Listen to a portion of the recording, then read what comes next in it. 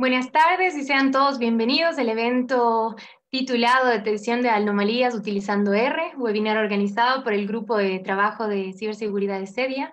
Mi nombre es Ana Isabel Ordóñez y para mí es un placer acompañarlos el día de hoy, presentarles a dos expertos en el tema que abordaremos el día de hoy. Por una parte le tengo a Miguel, no sé si Miguel ya está conectado con nosotros, Miguel Alfonso Flores Sánchez, experto en consultoría, investigación y formación en ciencias de datos y programación matemática. Y por otra parte, Roberto Andrade, analista de seguridad informática, experto en sistemas de seguridad, gestión de redes y telecomunicaciones. Sin duda, he resumido en un par de líneas un poco de los estudios, de los logros alcanzados por estas dos personas, un tema complejo por un currículum tan desarrollado. Así que les doy la bienvenida a ustedes mismos para que sean quien nos comenten brevemente entonces cuáles serían los contenidos que abordaremos el día de hoy. Comienzo contigo, Miguel. Bienvenido. Buenas tardes. Hola, Ana. Muchísimas gracias. Bueno, nosotros lo que vamos a hacer en una primera instancia es contarles de manera muy macro el panorama de lo que es Big Data, ciencia de datos y cómo la detección de anomalía juega un papel fundamental en estas áreas. Posteriormente hablaremos sobre algunos métodos o algoritmos que se utilizan para estos casos. Y ahora les va a contar Roberto la parte que más se enfoca a lo que es ciberseguridad. Muy buenas noches con todos. Sí, como decía Miguel, vamos a tapar el tema de Data Science, analítica de datos y al final seguridad, que es uno de los campos que también ha tomado mucho rol en las últimas décadas, e incluso mucho más con este tema actual que estamos viviendo del uso de tecnología para el trabajo, de educación. Entonces, la idea es comentarles esta parte ya desde el enfoque también de seguridad. Muchísimas gracias, Roberto, Miguel, bienvenidos nuevamente. Seguro serán temáticas de interés para nuestra audiencia. Voy a darles entonces paso a la exposición, pero quiero recordarles a nuestros asistentes que podrían ya realizar sus preguntas, las cuales van a ser resueltas al final del curso. También les invito a desarrollar un formulario que será publicado en nuestra página de Facebook, en los comentarios donde está la transmisión en vivo al momento, para todos los interesados en participar en cursos futuros, también para recibir información impartida en este curso. Sin más, entonces, les dejo con Miguel y Roberto. Adelante, por favor.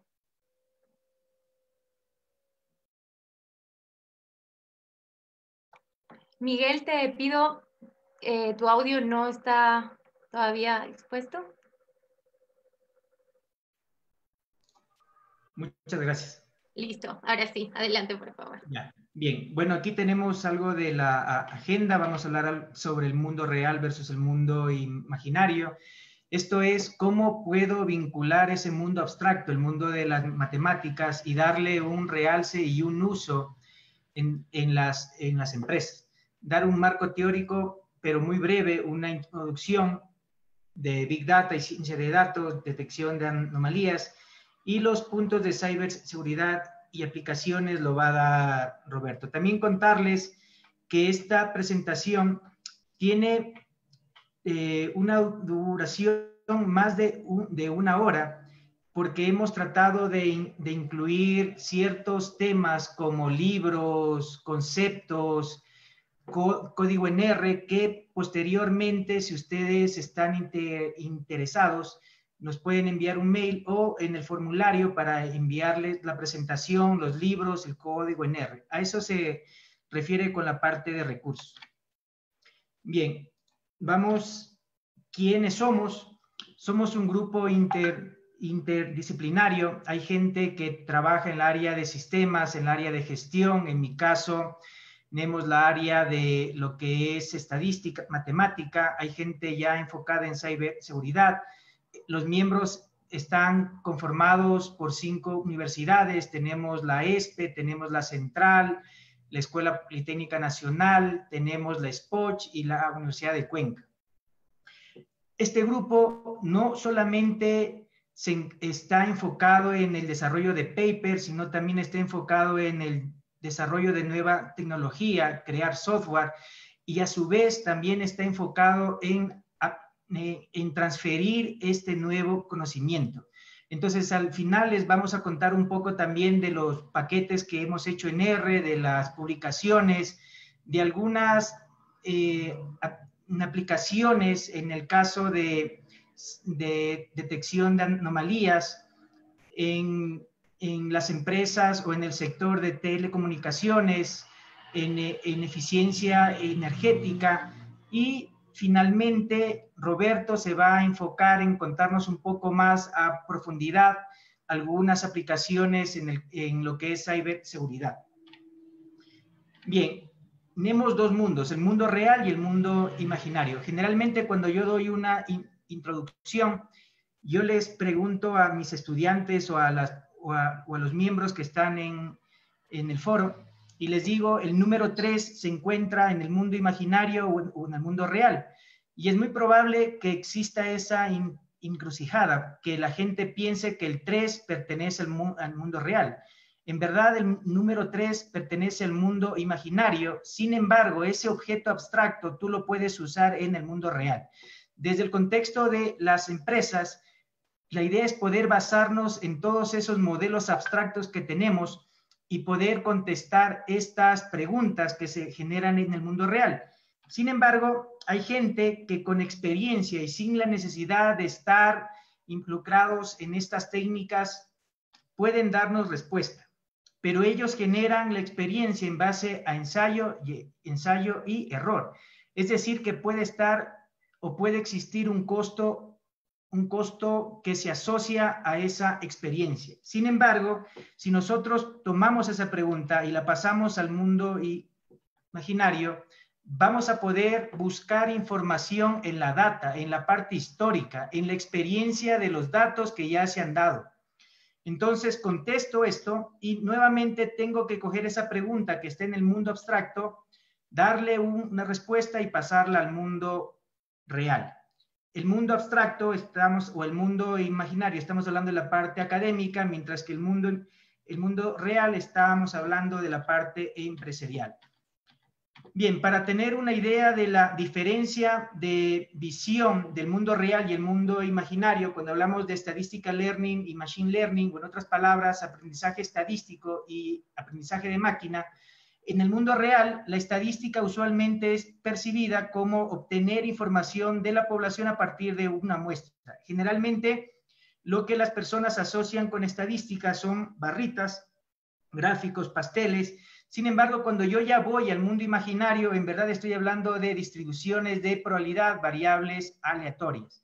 La idea es hacer un join o una simbiosis entre estos dos mundos.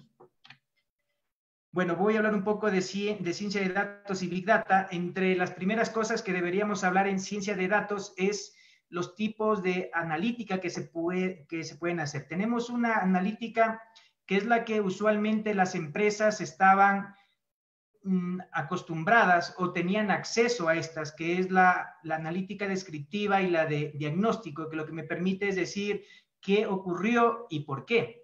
Ahora ya hay un mayor desempeño en las empresas y además un interés en buscar predecir cosas. Entonces, estamos hablando de una analítica predictiva. Sin embargo, ahora, en estos tiempos, lo que uno sí necesita saber es no solamente que el 10% de sus clientes ya no van a hacer sus compras, se van a ir, sino más bien prescribir cuáles son las estrategias, los proyectos accionables que yo debería hacer para que ese 10% no se vaya, sino más bien se reduzca ese porcentaje. Entonces, ahora ya estamos hablando de algo que se conoce como la analítica prescriptiva. Dependiendo de el tipo de analítica que yo hago, tengo que comenzar a hablar por otro lado, desde un enfoque del machine learning, del aprendizaje de máquina, saber qué tipo de aprendizaje yo debería implementar. He puesto dos que son los más comunes, pero en verdad tenemos cuatro. Tenemos el supervisado, el no supervisado, el semi supervisado y el reinforcing learning. Dentro del supervisado podemos tener lo que sería toda la información completa, es decir, yo tengo etiquetado mis datos. Si es una variable cuantitativa, estoy hablando de una predicción, regresión. Si estoy hablando de una variable cualitativa, estoy hablando de clasificación. En lo no supervisado andamos buscando patrones, haciendo agrupaciones, clustering, y dentro de las técnicas no supervisadas, una de las cosas que nos interesa es la detección de anomalías. Y finalmente tenemos la parte de asociaciones. Una de las preguntas recurrentes que me hacen es si las técnicas se pueden utilizar en una empresa grande, en una empresa pequeña. Obviamente, para poder hacer análisis de Big Data, yo necesito tener una madurez en todos mis sistemas informáticos, procesamiento de datos, etcétera. Pero generalmente los problemas o las preguntas son las mismas. Entonces, ¿qué quiero? ¿Estimar un valor? ¿Quiero hacer una clasificación? ¿Quiero hacer quiero crear clúster? Entonces, no importa la madurez, o mejor dicho, el tamaño de la empresa para poder aplicar este tipo de técnicas. Contarles un poco más que generalmente cuando hacemos un grado en alguna ingeniería, tenemos una materia que es estadística y usualmente nos dan estadística descriptiva e inferencial, pero la parte paramétrica, contarles que hay muchas más cosas, hay muchos más enfoques, no paramétrico, el de Bayes. Tenemos también por el tipo de análisis, cuando el dato se lo puede representar en un espacio escalar de los reales, en un espacio multivariante, un espacio euclidiano, RN, o si no, en un espacio de Hilbert, que son funciones. Cuando ya hablamos de datos funcionales o de alta dimensión, estamos hablando ya de Big Data. Bien, generalmente este es el proceso que nos permite seguir el descubrimiento de conocimiento en bases de datos, y generalmente la detección de anomalías ha sido vista como la parte de la limpieza de los datos, en donde nosotros sabemos que cuando hay un objeto que no comparte el mismo patrón que el resto de los objetos, va a hacer que todas mis medidas de tendencia central o de variabilidad cambien. Entonces, lo que usualmente nos recomiendan es identificar estos valores, estos patrones y excluirlos de la base de datos. Entender que un dato atípico no representa un dato malo, sino representa un dato que no sigue el mismo patrón del resto de los datos. Aquí, usualmente, el ejemplo que cuento es una consultoría que hicimos en una empresa de tarjetas de crédito, en donde teníamos un cliente que tenía excesos o montos muy altos en el uso de su tarjeta de crédito. Era obvio que no podíamos incluir a este cliente en el grupo porque iba a hacer que la media de consumo sea más alta. Pero si ustedes se dan cuenta, este dato no es un dato malo. En otras palabras, es un cliente VIP. Entonces, es otra forma de darle un enfoque a la detección de anomalías. La detección de anomalías no solamente me sirve para hacer una limpieza, entre comillas, de los datos, sino también me sirve para contestar otras preguntas de negocio, que ya vamos a ver posteriormente. Bien, esto era lo que les queríamos compartir. El libro tradicional con el que se inicia toda esta área de la detección de atípicos, en su tercera edición, que dice Atípicos en datos estadísticos, que sale en el año 1995. Después tenemos otro libro que sale en el año 2017. Y posteriormente, esto recuerden que es una parte de todo lo que estábamos hablando de ciencia de datos, machine learning, o también se conoce estas áreas como la minería de datos. Entonces, en la Escuela Politécnica Nacional, en la carrera de matemáticas, nosotros trabajamos básicamente con este libro para poder dar una introducción de la minería de datos. Este libro es un poco más teórico, lo usamos también, y estos 3 libros, el libro de elementos de Statistical Learning y una introducción de la Statistical Learning con aplicaciones en R, son hechos por profesores de Stanford, son libres. Esto es parte del recurso que queremos compartirles, y adicionalmente tenemos también el link de la traducción del libro que hizo Hadley de R para ciencia de datos.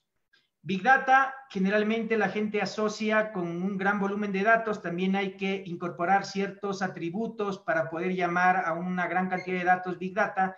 Es que su crecimiento sea exponencial, es que el tipo de dato que se tiene sea muy diverso. Generalmente eso podemos encontrar en redes sociales, en Twitter, pero no solamente en redes sociales tenemos esta gran cantidad de datos, sino también ya hablamos de sensorización, vectores. Vamos a contarles un caso sobre esa parte de ahí.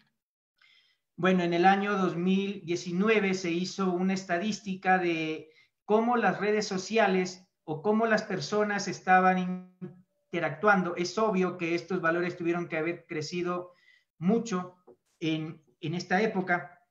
Contarles también sobre los tipos de datos que hay datos estructurados, datos desestructurados, que serían textos, videos, etcétera, datos externos. Usualmente o tradicionalmente estábamos nosotros realizando análisis con datos internos y estructurados. Ahora ya estamos aprovechando datos que sean internos desestructurados y externos desestructurados. Bien, Roberto ya les va a contar un poco más sobre estos casos, pero aquí yo quería mencionarles que ahora ya los datos son más complejos. Hablamos de imágenes, hablamos de patrones, de sensores. Bien, una vez dada esta introducción muy rápida sobre Big Data, el marco, cómo tenemos que hacer un join entre el mundo imaginario y el mundo real, hablar un poco de detección de anomalías, es ahora el siguiente punto. Entonces, en el mundo real, una detección de anomalías se podría indicar como una observación que se desvía tanto de las otras observaciones. Entonces, es como tener unas cestas de manzanas verdes y justo encuentro una manzana de color rojo, o lo que ya habíamos hablado. Pero en el mundo imaginario, esto es un poco más abstracto. Estamos hablando de distribuciones de probabilidades, y decir que un conjunto de datos no tiene un dato anómalo, en verdad es plantearme una prueba de hipótesis. Y entonces hay algunos test, como los de Groups, los que propone Pearson también en el año 1936, en donde lo que tratan es de comprobar si todos los valores de la muestra siguen la misma distribución que yo asumo, que usualmente es una distribución normal.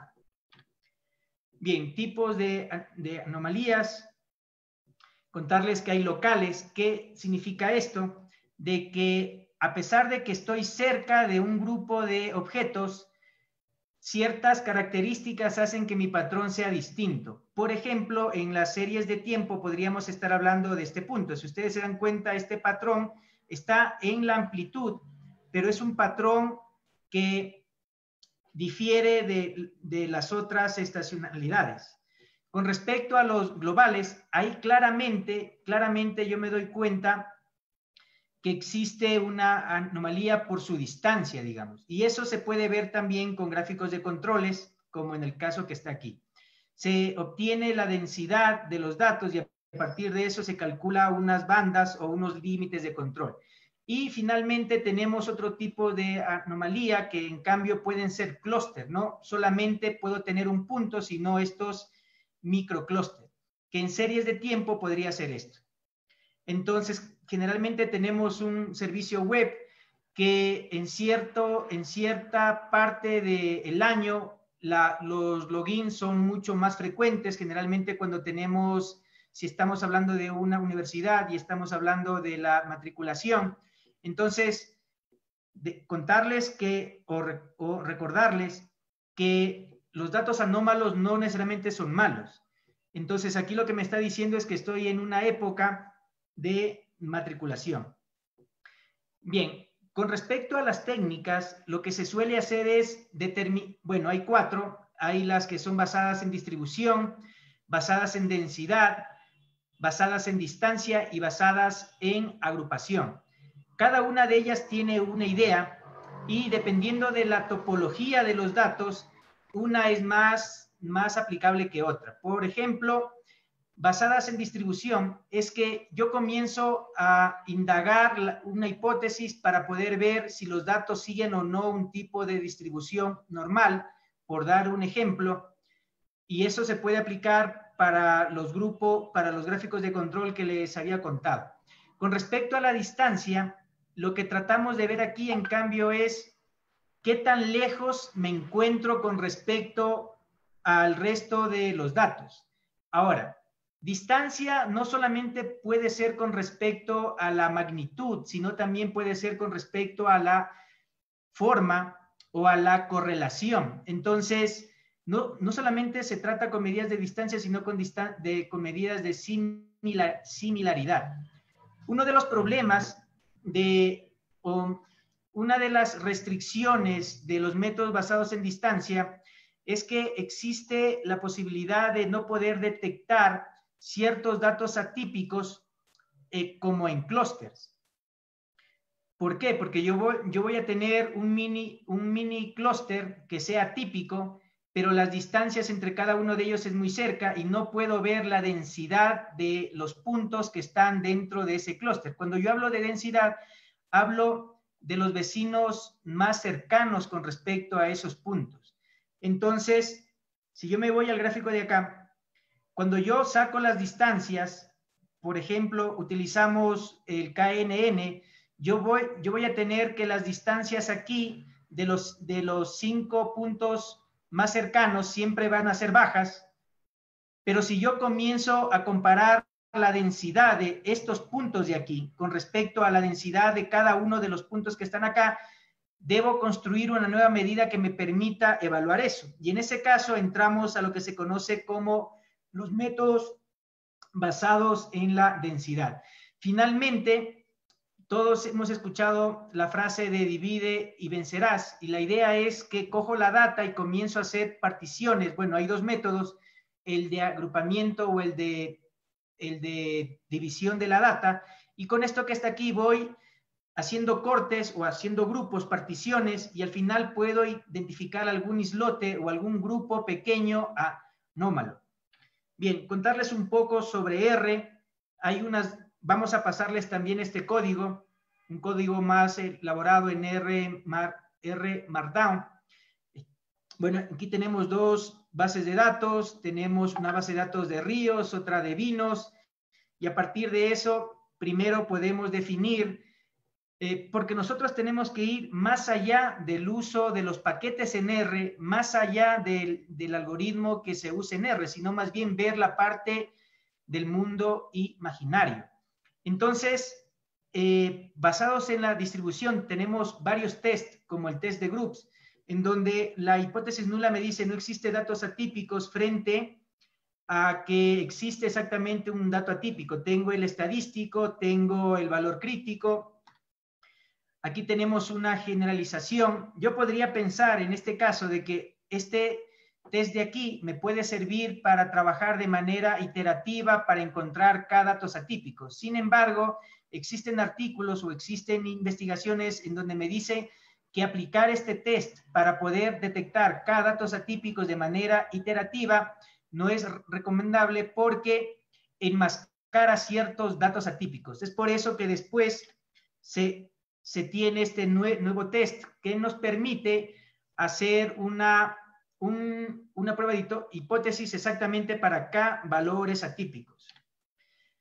Bien, contarles lo de basados en las distancias, el KNN. Aquí la idea es que para cada una de las observaciones se obtiene la distancia más cercana a K puntos. Posteriormente se calcula un score, que sería el promedio de esas distancias, y obviamente lo que me va a dar como resultado un valor atípico será cuyos promedios a los K vecinos más cercanos sea más alto.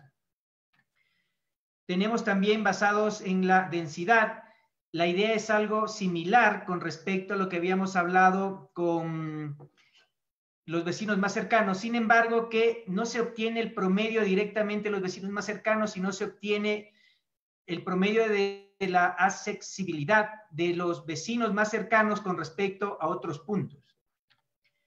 Bien, contarles de manera muy rápido algunos casos que hemos tratado en el sector privado, en dos empresas de telecomunicaciones.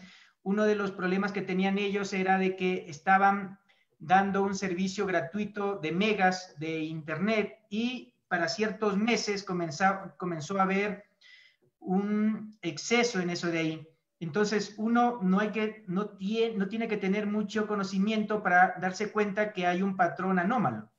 Sin embargo, el uso de la estadística me permite, o del machine learning o de la ciencia de datos, me permite prever o alertarme de forma temprana. Es decir, no esperar 1, 2, 3, 4 meses, sino tal vez al tercer día o al cuarto día ya que me indique que hay un patrón anómalo. En este caso, estoy usando la detección de anomalías para poder identificar fraude. Existe todo un procedimiento en control de la calidad, en gráficos de control. Tenemos la fase 1, que está aquí, esta serie 1, en donde yo voy a buscar el patrón normal. Busco estos datos atípicos, los excluyo, tengo mis nuevos límites, y a partir de esos límites yo ya puedo detectar anomalías. Y esto era lo que les estaba contando. Yo ya no debo esperar 4 meses, sino ya con esta herramienta puedo detectar de manera temprana. Hay otros tipos de fraude. Existen personas que te pueden llamar del exterior, en donde tú cuelgas y posteriormente tú les llamas, y de esa forma te hacen fraude. Si yo comienzo a monitorear el número de llamadas por cada una de los países, puedo tener este cuadro.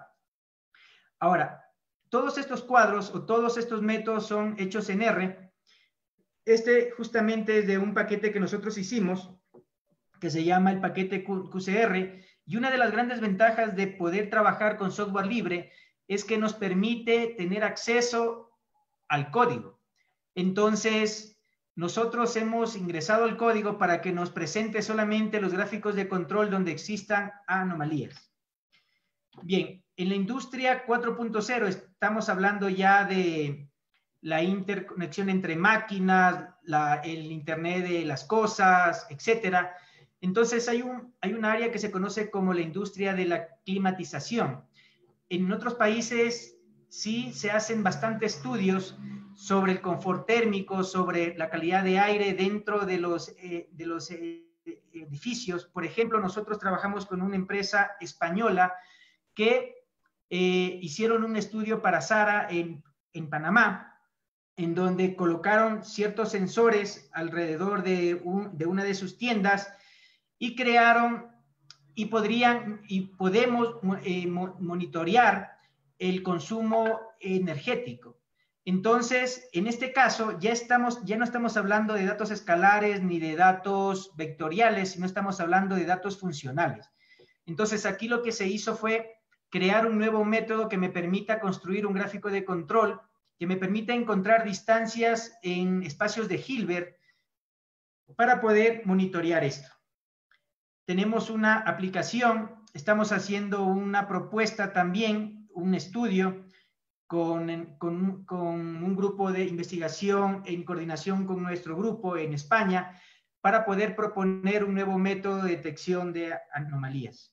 Bien, aquí tenemos algunas curvas que serían diarias, aquí tenemos el conjunto de curvas por meses, el conjunto de curvas por cada uno de los días de los meses. Contarles sobre el paquete que hemos hecho, el QCR. Actualmente hemos enviado un un artículo que está ahorita en revisión en el Journal de R. También decirles que publicamos en este año también este método nuevo para gráficos de control en la revista Mathematics. Contarles que también tenemos otro paquete que nos permite hacer la detección de anomalías, pero ahora de grupos. Esto se llama estudios interlaboratorio. Entonces aquí no solamente me interesa saber si hay una anomalía dentro de los resultados de un laboratorio, sino si un laboratorio presenta resultados distintos. La idea básica es presentarlo en laboratorio, pero también podríamos pensar en sensores. Entonces tengo varios sensores y lo que trato de ver es si los registros de cada uno de los sensores presentan o no una anomalía. Bien, contarles de los artículos, de los capítulos del libro que hemos hecho. Y ahora le voy a dar el paso a Roberto para que nos cuente un poco más, ya una vez dado esta introducción de manera muy general de lo que es Big Data, ciencia de datos, donde interviene la detección de anomalías. No es solamente en la primera parte que les contaba de la depuración de los datos, sino que también me permite contestar ciertas preguntas de negocio. Y hacer también hincapié que, como se han dado cuenta en el grupo, no solamente se tiene las capacidades de poder utilizar un método que ya hay, sino que también podemos crearlo, podemos implementarlo en un software y, como se han dado cuenta, también se ha hecho aplicaciones en la vida real, por decirlo de un nombre, o en empresas. Roberto, yo voy a parar mi presentación y te doy paso.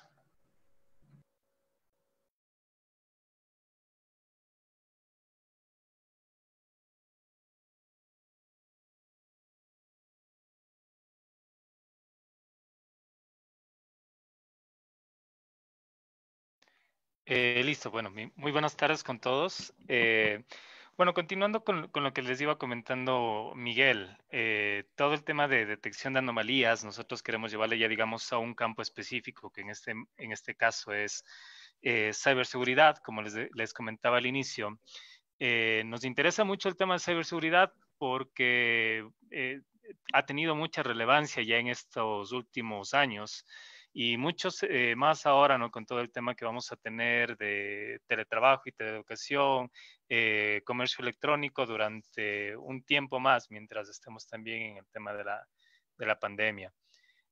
Queríamos comentarles, por ejemplo, escenarios en los cuales yo ya puedo aplicar detección de anomalías y ya se viene aplicando ya desde mucho tiempo atrás. Por ejemplo, en la parte de detección de fraudes, vamos a tener aquí que lo que va a buscar un atacante es hacerse pasar por consumidores reales, ¿no? Va a tratar de hacer un robo de identidad y de esta manera empezar a hacer consumos. ¿Cuál es la idea ya cuando yo ya aplico detección de anomalías? O sea, darme cuenta de que si Roberto Andrade generalmente consumía $500 mensuales y de repente tiene una cuenta de $1,500, ok, ahí tengo un atípico, ¿no es cierto? Tengo algo que necesito analizarlo. En esta parte, como les decía Miguel, hay que empezar a analizar el contexto, ¿no? Posiblemente ahora ya tengamos un tipo de anomalía más específica, por ejemplo, por el caso de la pandemia. O sea, posiblemente ahorita, ok, esta pandemia necesito hacer más gastos, posiblemente no tengo un ingreso, digamos, más estable, entonces utilizar la tarjeta de crédito. Pero si ven, claro, ahora es el escenario quizás de la pandemia, podría ser que este atípico que encontremos, como decía Miguel, no necesariamente sea algo malo, no necesariamente sea un robo, pero también podría serlo, ¿no? Entonces, ahí es mucho el tema de empezar a definir cuál tipo de anomalía es la que estamos empezando a detectar y enfocarnos en el contexto, ¿no? Fraude telefónico también, por ejemplo, podemos tener que muchos usuarios, por ejemplo, pueden ser víctimas de alguien que les haya robado su número telefónico y puedan tener grandes llamadas de teléfono. Entonces, ¿qué va a enfocarse en este caso el proveedor, por ejemplo, de servicio de telefonía? el comportamiento de la llamada, ¿no? De igual manera, si Roberto Andrade generalmente llamaba 5 minutos diarios o 20 minutos diarios y de repente comenzamos a tener llamadas de 1 a 2 horas, empezar a analizar. Nuevamente vuelvo a poner el contexto, ¿no? Hay que, y bueno, como les mencionaba Miguel, hay diferentes tipos de anomalías.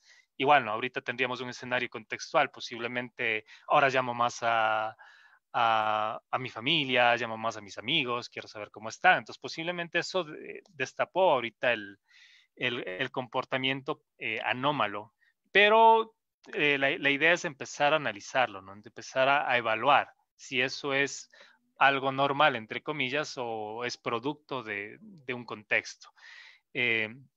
Igual, muchos de los atacantes van a utilizar para hacer detección de fraudes a las compañías de seguro. Entonces, también la idea es que las compañías de seguro puedan utilizar todas estas técnicas para detectar posibles fraudes que se estén cometiendo. ¿Cuáles son los retos que vamos a tener, por ejemplo, en este tipo de escenarios? El, eh, por ejemplo, yo tengo que hacer una detección más rápida y necesito hacerla también en tiempo real, ¿no? Si tengo un tema de que un atacante está suplantando mi identidad y haciendo compras con mi tarjeta de crédito y me demoro 3 o 4 meses en detectar eso, tanto desde el lado del usuario como desde el lado de la empresa, de la compañía que nos da el servicio de tarjeta de crédito, sería demasiado, o sea, el impacto sería muy alto. Por lo tanto, la idea es que lo podamos detectar de mejor manera y rápido. Y ahí viene justo lo que comentaba Miguel en el tema de cómo hacer que el algoritmo se vuelva mucho más eficiente. Igual, el costo de la mala clasificación puede ser alto, ¿no? Como les decía, si yo digo, no, pero bueno, por el momento la pandemia está todo el mundo haciendo que se compre más, que se gaste más, por lo tanto es normal, y lo clasifico de esa manera como normal, obviamente las pérdidas que podríamos tener ya son de algunos cientos o miles de dólares. Otra aplicación que podríamos verlo ya desde un enfoque de ciberseguridad es el daño a infraestructuras críticas, ¿no? Entonces, nosotros en todos los países tenemos infraestructuras críticas que son las que nos permiten operar, nos permiten funcionar. Por ejemplo, tenemos las empresas eléctricas, tenemos las empresas de agua potable, la empresa de energía eléctrica, las empresas de telecomunicaciones, todos estos sistemas que nos permiten funcionar como ciudad y como país. ¿Qué pasa cuando los atacantes nos comienzan a atacar estas infraestructuras críticas? Simplemente nos dejan sin operatividad a las ciudades y a los países. Entonces nosotros tenemos igual que ver cómo nosotros podemos determinar este tipo de ataques. Y ahí es cuando viene a juntarse ya el tema de data science, de analítica de datos, de machine learning, al contexto de ciberseguridad, ¿no? De cómo lo podemos hacer más rápido, cómo lo podemos hacer mejor para reducir el impacto que podríamos tener, ¿no? Existen muchos ataques que ya se han dado a nivel internacional en los que ya se han visto afectados muchos países. El reto igual, ¿cuál es? Detección más rápida. Igual, una mala clasificación, el costo puede ser alto, ¿no? Si yo no clasifico adecuadamente el ataque que puedo estar teniendo, ¿sí? Y tenemos un problema ya con nuestro sistema de energía eléctrico, imagínense, ¿no? Y mucho más. Por ejemplo, ahora nos ataca nuestro sistema de telecomunicaciones y no lo podemos detectar rápidamente, el impacto a nivel país sería alto. Igual, ¿no? Queríamos comentarles, por ejemplo, algunos temas importantes cuando nosotros hacemos detección de anomalías. De manera general, ¿no? La primera fase para la parte de detección de anomalías es establecer las entradas. ¿Cuáles van a ser los insumos que nos van a permitir detectar nuestras anomalías?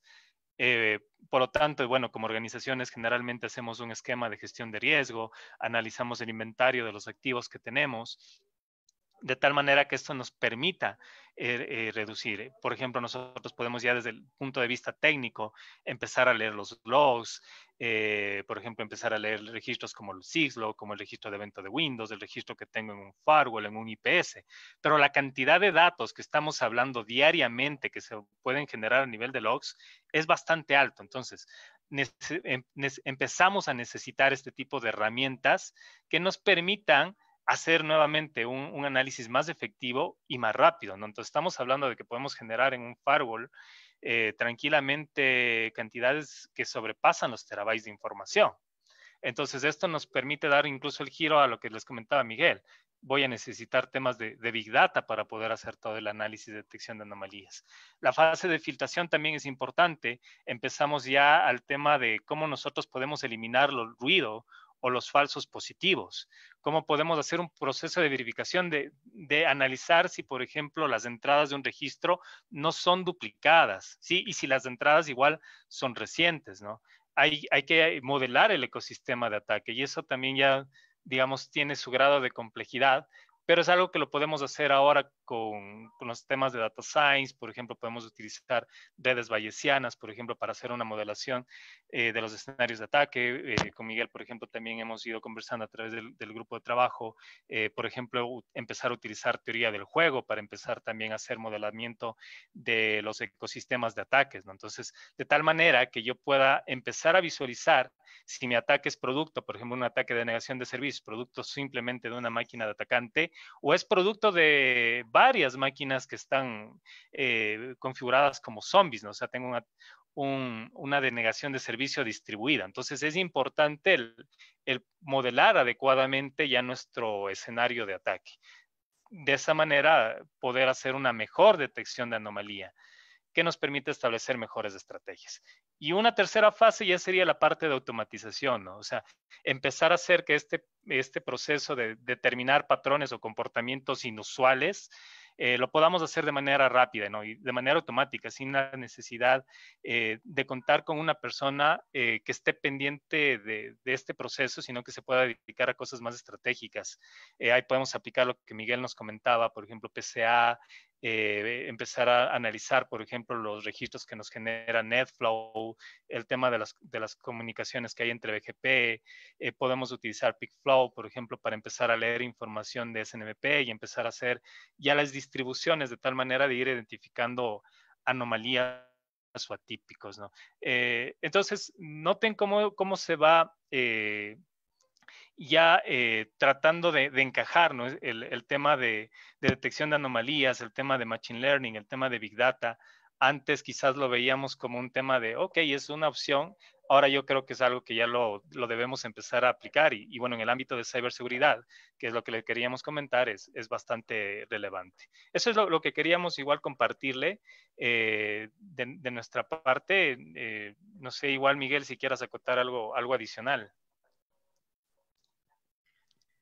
No, bueno, tal vez contarles un poco más de lo que les había mencionado sobre teoría de juegos. Estamos en el grupo de trabajo de investigación, también formulando un DSS, un sistema de soporte de la decisión, con la finalidad de que nos permita hacer un monitoreo automático de ciertos índices y nos dé algunas recomendaciones. Entonces hay un módulo en donde se trabaja la parte de analítica y ahí estamos considerando varios métodos.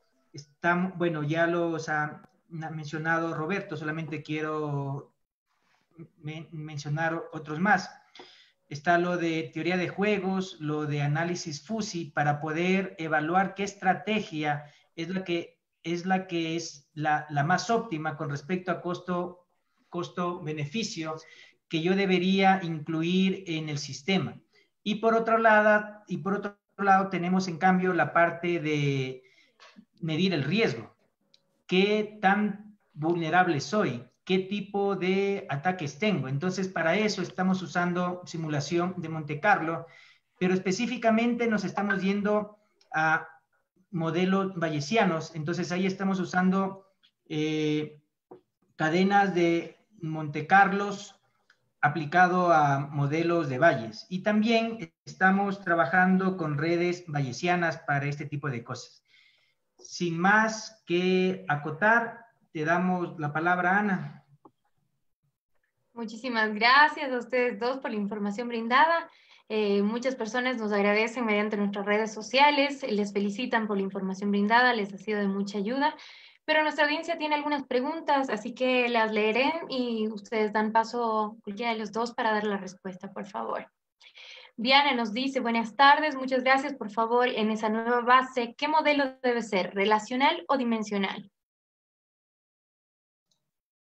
Bien, el concepto más que de la arquitectura va en el tipo de dato, Y si hablamos de arquitectura, generalmente lo que nosotros trabajábamos era un data warehouse, en donde se usaban datos relacionales, pero ahora por las diferentes estructuras que hay, ya ha evolucionado esa idea y ahora lo que uno trabaja es con un concepto que se llama lago de datos o data lake. Entonces ahí ya no me interesa tanto estos procesos de depuración de la base, de filtración, le llamamos ETL, sino que ahora la ingesta de los datos va a ser mucho más rápida porque dentro de este lago de datos no solamente tengo data estructurada, sino tengo texto, videos, mails, etcétera. Entonces son conceptos que ya tienen que ver más bien con la arquitectura y la forma en que vamos a almacenar. Tanto lo que son datos relacionales como dimensionales tiene que ver bastante con datos estructurados. Pero acá ya hablamos de JSON, archivos JSON, logs, como estaba contando Roberto. Eso podría contarles. Perfecto, hay una pregunta direccionada para ti, Miguel, nuevamente. Dado que hay estudiantes de ingeniería, ¿cuál sería tu recomendación para que ellos puedan iniciar el aprendizaje de estadística, minería y aprendizaje automático en R y RStudio? Bien, siempre hay dos caminos, irme por el mundo imaginario, irme por la parte teórica.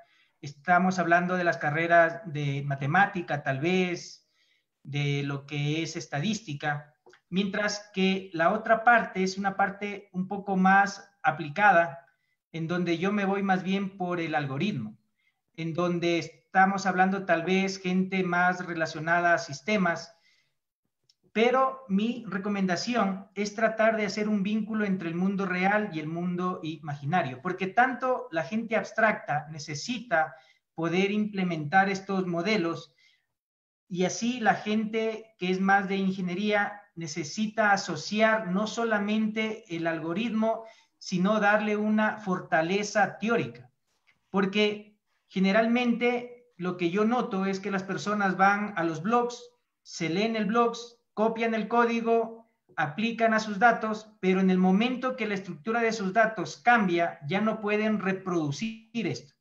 Entonces, lo que yo les recomendaría es comenzar con un buen, si yo quiero ir más allá de solamente una aplicación de los algoritmos, si no quiero ya proponer cosas, quiero ser un poco más flexible, yo me iría bien haciendo un buen estudio o teniendo unas buenas bases sobre álgebra lineal y una vez que con esas bases poder ir atando el mundo real con el mundo imaginario. Contarles que estamos planificando dar un curso sobre esta temática y el hilo que vamos a llevar siempre va a estar ligado entre estos dos mundos, sin perder la parte aplicada y sin perder la parte teórica. Entonces, sin embargo, sí se necesita mínimo saber álgebra lineal para poder contextualizar ciertas cosas, como lo que ya vieron, distancias. Eso podría contarles.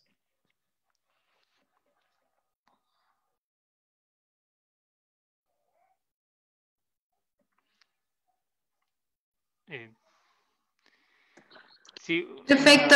Tenemos una pregunta adicional también para Roberto. ¿La ciencia de los datos puede ser aplicada en la detección de ataques de ingeniería social, tales como phishing o el ransomware?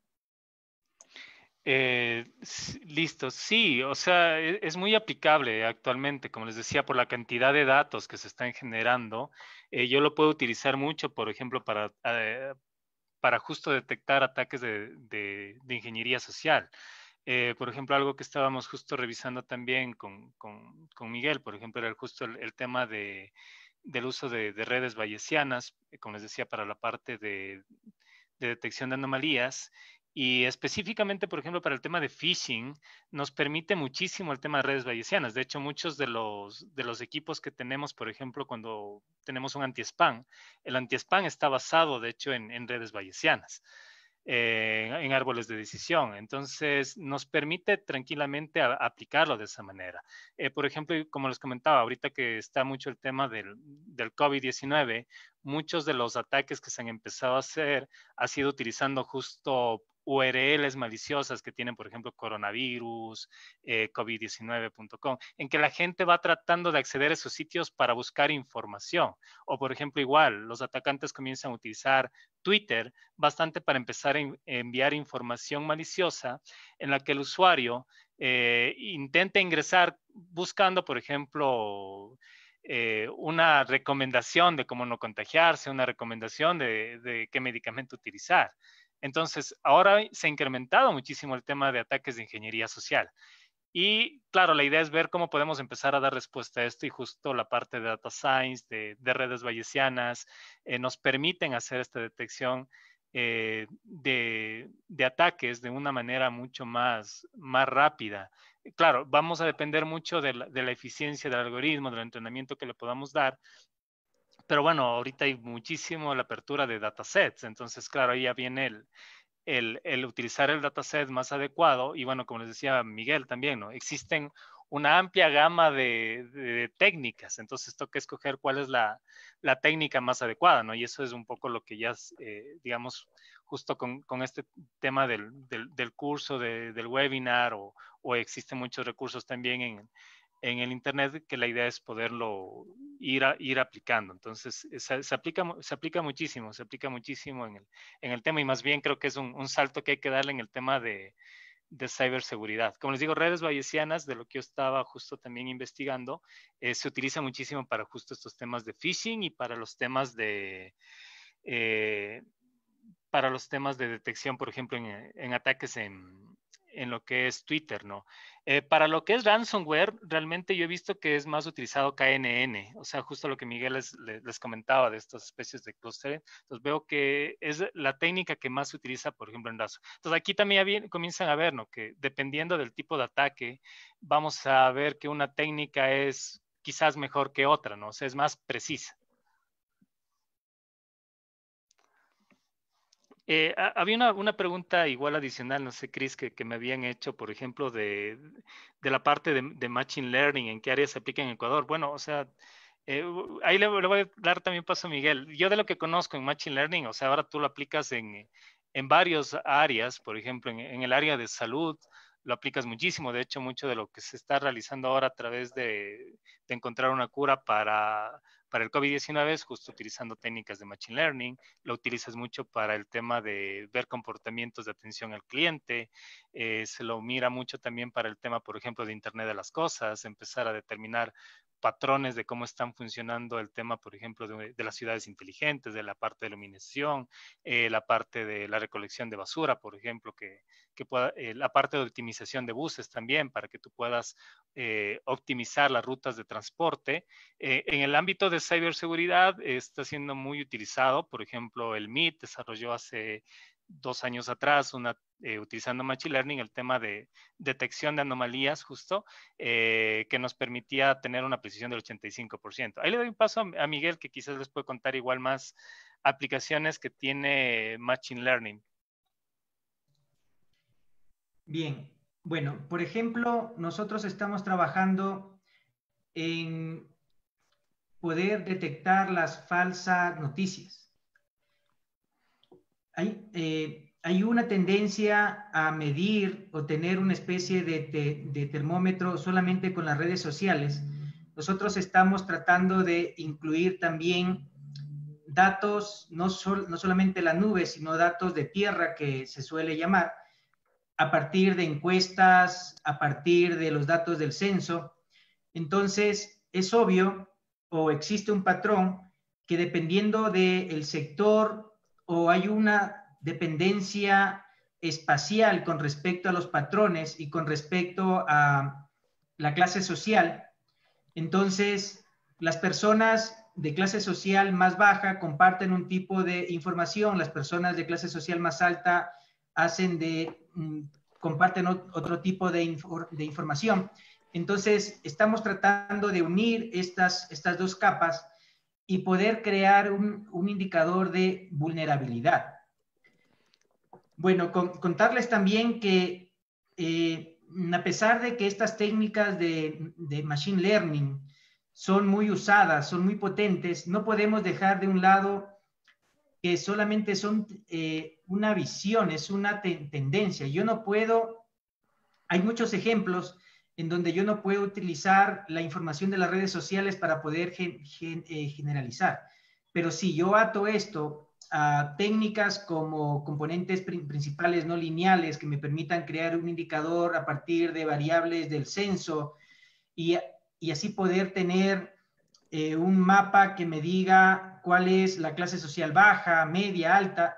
Este trabajo nosotros ya lo hemos hecho y ahora estamos trabajando para ver si podemos incluir la parte espacial. Y en la parte de detección de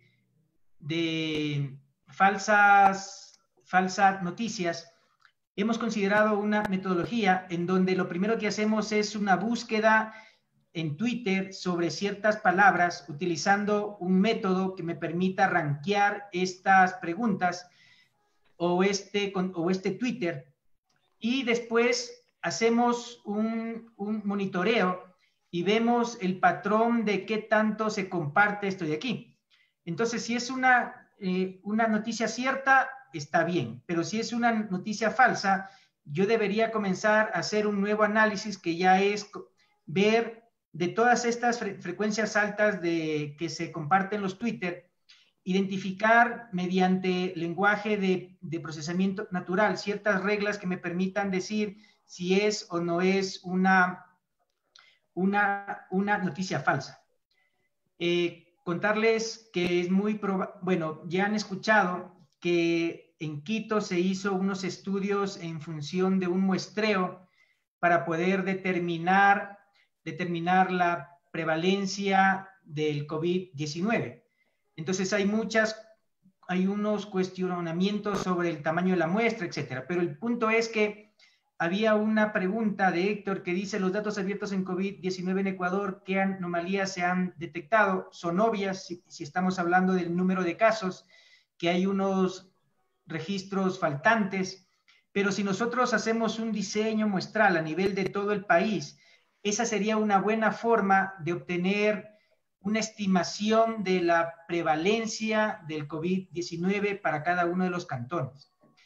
Hay muchas aplicaciones más que podríamos contarles. No sé, Ana, si hay alguna otra pregunta. Sí, tengo algunas preguntas por acá, tanto en Facebook como en el chat. Nos pregunta Freddy Tapia, por favor, ¿en qué difiere Wake Up con R? Ya, a ver, si estamos hablando desde el punto de vista de los algoritmos, Weka es parte, digamos, utiliza R. Entonces, si estamos hablando de, si Weka utiliza R, significa que puedo acceder a cualquier algoritmo que esté en R. Hay RapidMiner también, que se puede utilizar para hacer minería de datos, que también utiliza R. Contarles también que el SPSS, el SAS, el StatGraphics, ya hace un puente con R, porque ya se han dado cuenta que la comunidad científica o los grupos de investigación alrededor del mundo sobrepasa la habilidad de poder construir algoritmos por parte de las empresas privadas. Entonces ellos más bien lo que han optado es crear puentes con R. Entonces, podríamos decir que R es mucho más amplio, es decir, en Weka tú ya tienes ciertos comandos o cierta interfaz, mientras que R por sí solo ya te permite hacer un Weka. Eso. Perfecto. Pablo Crespo nos dice, en la práctica, ¿cómo les ha ido en aplicar un sistema de detección de anomalías sin recargar los componentes de red y procesador de los servidores? Bien, esa pregunta le dejo a Roberto, en donde él nos va a contar un poco más sobre la infraestructura que deberíamos tener. para poder trabajar en estos ámbitos. Ok, listo, muchas gracias. Sí, o sea, va a depender mucho de la cantidad de datos que quieras tú empezar a procesar. Bueno, de una experiencia que justo íbamos trabajando con Miguel, por ejemplo, si queríamos procesar datos justo, por ejemplo, de la parte de phishing y los quieres cargar en la computadora, te consume muchísimo, o sea, te consume mucha cantidad de recursos. Entonces, sí hay ocasiones en las que ya nos toca utilizar soluciones, por ejemplo, como en la nube. R, por ejemplo, justo tienes una opción de servidor que se la puede instalar y en una infraestructura más robusta. Como te digo, va a depender mucho de la cantidad de datos que tú quieras procesar. Por ejemplo, para nosotros procesar cerca de 20 gigas que intentamos la vez anterior, necesitabas 4 cores de procesamiento, 8 gigas en RAM de memoria. Entonces, eso era, por ejemplo, lo que consumíamos. Bueno, en discos sí necesitabas una cantidad también, digamos, bastante onerosa para que tú puedas mejorar. Entonces, ahí comienzas a tener justo los temas en los que te puede impactar el tema de infraestructura. Incluso habíamos conversado mucho con Miguel, por ejemplo, el tema de ir migrando ciertas detecciones a lo que les comentaba de Big Data. Igual ahí tú comienzas a jugar, por ejemplo, con Spark, que Spark te permite hacer un streaming de datos de tal manera de que tú no vas almacenando en tu propia infraestructura, sino los analizas en tiempo casi real, ¿no? Entonces, eso, digamos, es una alternativa también para ir procesando los dos datos, porque no puedes almacenar grandes cantidades de información por los recursos que tienes.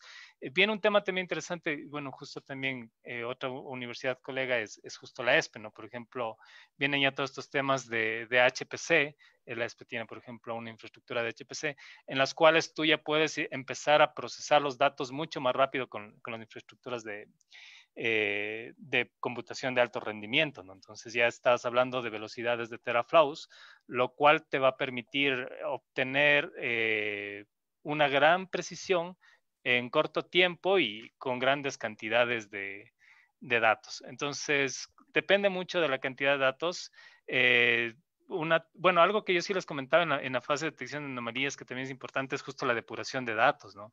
Porque también si tú comienzas de los 20 gigas, posiblemente puedes tener muchos datos que son ruido o datos que son duplicados. Entonces también eso es importante filtrar la data que tú vas a utilizar para que sea la data que la vas a procesar y el consumo de recursos sea menor. O sea, espero haberte contado un poco la pregunta. Entonces, como te digo, vas a depender mucho del contexto en el que estés. Habrá ocasiones en las que te toque ir por una solución de HPC.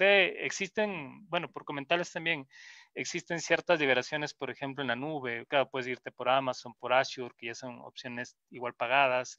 Google tiene una herramienta chévere que me gustó, que es Google Collaboration, que es open, te permite trabajar con cierta cantidad de datos y te prestan igual la tarjeta GPU en ciertos espacios para que tú puedas también procesar. Perfecto, Roberto. Gabriela Campoverde, muy direccionado al tema que nos acabas de comentar al momento. Nos había justamente consultado si se obtienen los datos de manera libre y que estén actualizados. Creo que la respuesta estuvo justamente en su momento. Añadiendo a esta pregunta, Freddy Santa Cruz nos dice, ¿existe API REST del gobierno que podamos hacer uso para análisis de Big Data?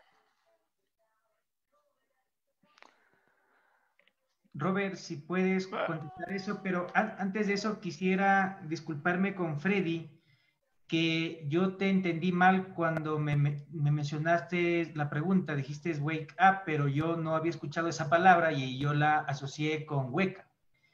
Freddy, te pido disculpas, no he escuchado sobre eso. Entonces ya voy a investigar y si me dejas tu mail podría contestarte. Roberto, si nos ayudas con la respuesta, por favor. Ok, bueno, de la parte de datos abiertos, o sea, existen ciertas, bueno, no conozco exactamente ahorita cómo está, digamos, el contexto a nivel de los datos que están ya disponibles, pero sí existen cierta data que ha abierto el Estado. De hecho, hay iniciativas, mejor dicho, que están relacionadas con el tema de que tú puedas utilizar los datos y determinar ciertos patrones, ¿no? Entonces, de hecho, hay algunas iniciativas que se han abierto por el tema justo de COVID-19, te han liberado algunos datos.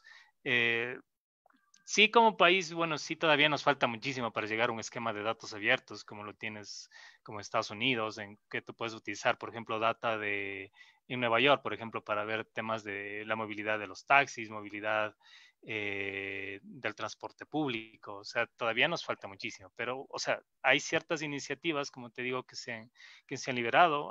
Tengo entendido, hay un hackathon justo que están realizando ahorita el Estado para el tema de análisis de datos de movilidad.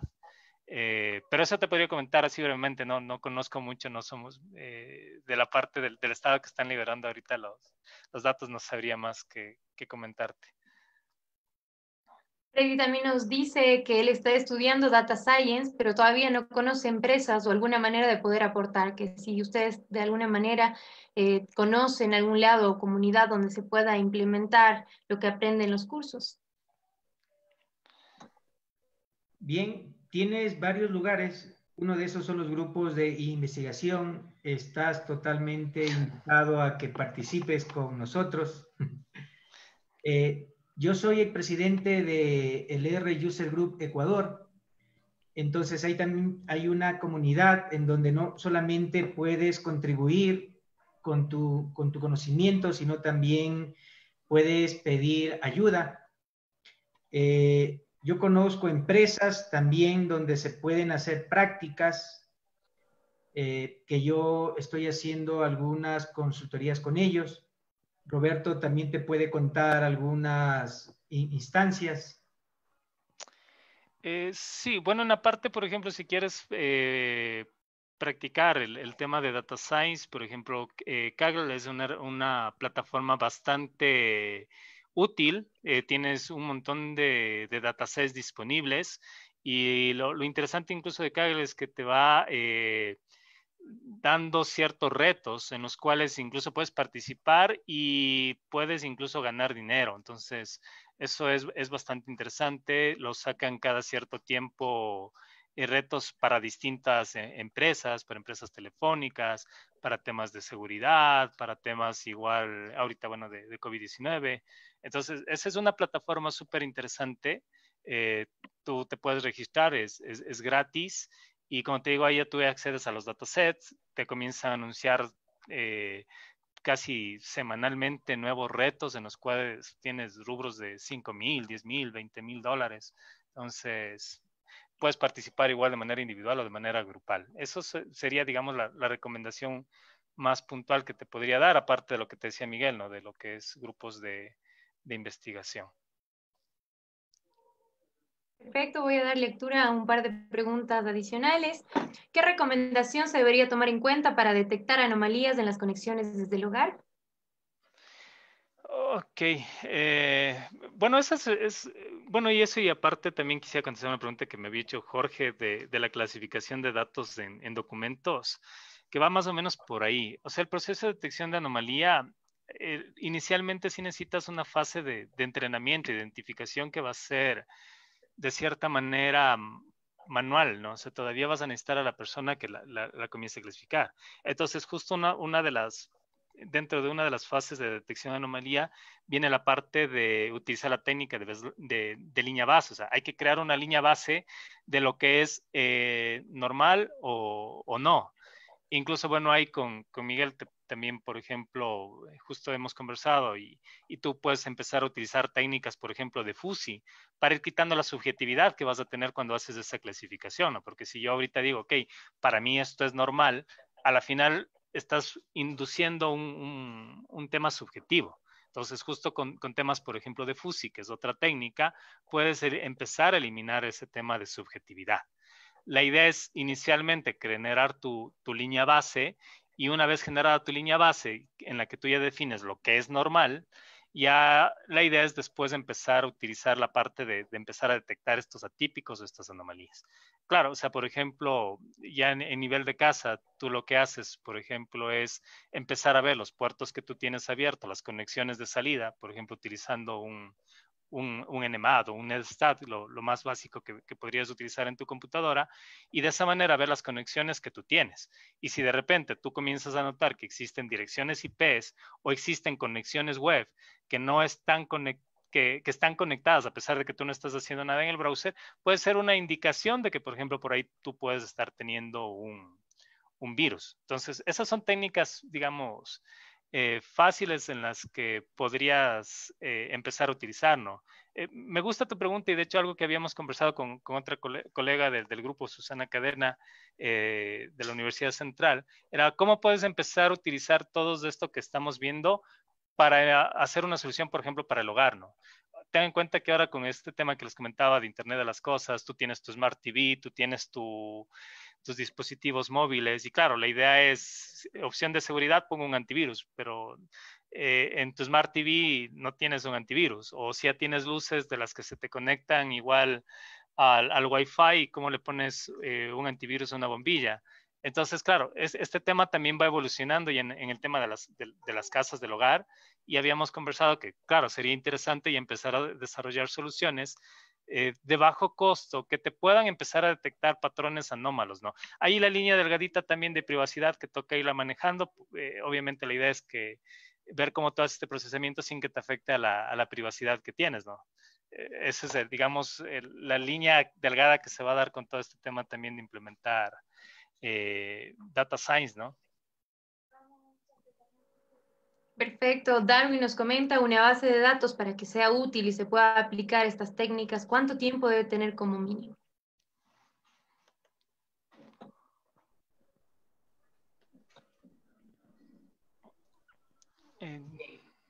Esta es una pregunta muy válida. Depende del tipo de problema que estés considerando. Si es algo transaccional o en otras palabras temporal, entonces ahí deberías tener un conjunto de datos que te permita evaluar la estacionalidad.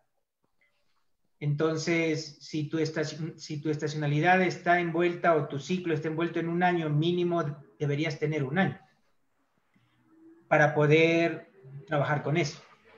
Si estás hablando de datos transversales, es decir, en un momento en el tiempo, entonces ahí sí ya podríamos estar trabajando con una menor cantidad de datos. Pero bueno, el problema aquí o en esta nueva era no está en la cantidad de datos, porque se supone que estamos en la parte de Big Data. También contarles que ahora con estos nuevos cambios de patrones, cambios de tendencia, no podemos estar hablando de usar datos históricos, porque prácticamente los datos históricos ya perdieron relevancia porque ellos me estaban indicando un patrón que no se está viviendo ahora. Entonces ahora lo que a mí me toca hacer es comenzar a construir escenarios. Entonces ya debo basarme ya no en ajustar un modelo a mis datos, sino más bien tratar de comenzar a hacer modelos que me permitan hacer una prescripción. Y para eso, usualmente lo que se hacen son la simulación de ciertos contratiempos, escenarios, golpes, feedback, etc.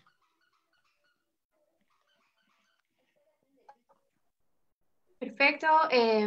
Gabriela Campoverde nos dice, ¿hay competiciones abiertas de Kaggle Driven Data?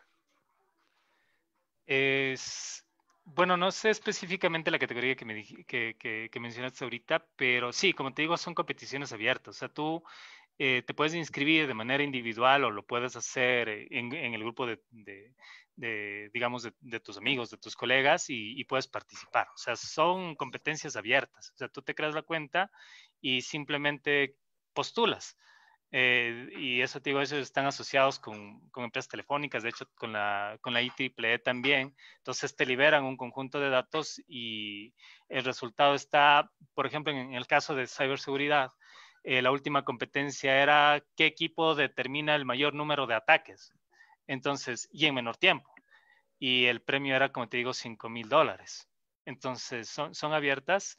Y claro, ahí ya viene justo el tema del expertise y algo importante que decía justo Miguel, sí es importante el tema de trabajo multidisciplinario, ¿no? O sea, claro, vas a necesitar mucho esta integración, ¿no? Es más complicado si tú te quieres simplemente, hablo yo desde el lado de seguridad, empezar a aprender todo lo que es el mundo de las fórmulas de matemáticas, o sea, es súper, súper difícil. Entonces creo que ahí es justo el tema de empezar a generar más trabajo multidisciplinario. Pues son competencias abiertas. O sea, la categoría que específica me diste no la he visto, tocaría ver, pero casi la mayoría son abiertas y tienes de todo. Perfecto. ¿Cómo se podría realizar una clasificación de datos o documentos en el correo personal para reconocer cuál sería un archivo infectado? Bien, ahí lo que se suele hacer, bueno, de los análisis más básicos, es que primero tienes que entrenar al modelo y en ese caso lo que te toca es identificar los mails que tienen cierto contexto, ciertas palabras, como le doy un préstamo rápido, le doy ciertas facilidades. Entonces, yo lo que comienzo a hacer es obtener la distribución de la frecuencia de ciertas palabras. Y entonces, como yo ya tengo la etiqueta de que me dice si es bueno o malo, en función de eso comienzo a sacar probabilidades condicionadas que me permitan y estimar si en verdad ese mail es bueno o es malo. Pero esa es una de las más básicas. Hay, bueno, y eso se trabaja con reglas de Bayes, pero hay ahora modelos jerárquicos, hay modelos mucho más sofisticados, porque uno de los problemas de los modelos de las reglas de Bayes que te cuento es que no consideran el orden de las palabras, pero ahora ya Google ya está trabajando con algoritmos de redes neuronales que te permiten ya incluir posiciones y ya incluir ese contexto. Eso. Perfecto, y la última pregunta entonces para ya coordinar el tema del cierre del webinar. Majo Vázquez Bravo nos dice, buenas noches, disculpe la consulta, he incursionado en el uso de las herramientas Greylog y ELK para la manipulación de logs antes de la aplicación de técnicas de Machine Learning. Sin embargo, ¿existe alguna herramienta que ustedes recomienden para la manipulación de estos eventos?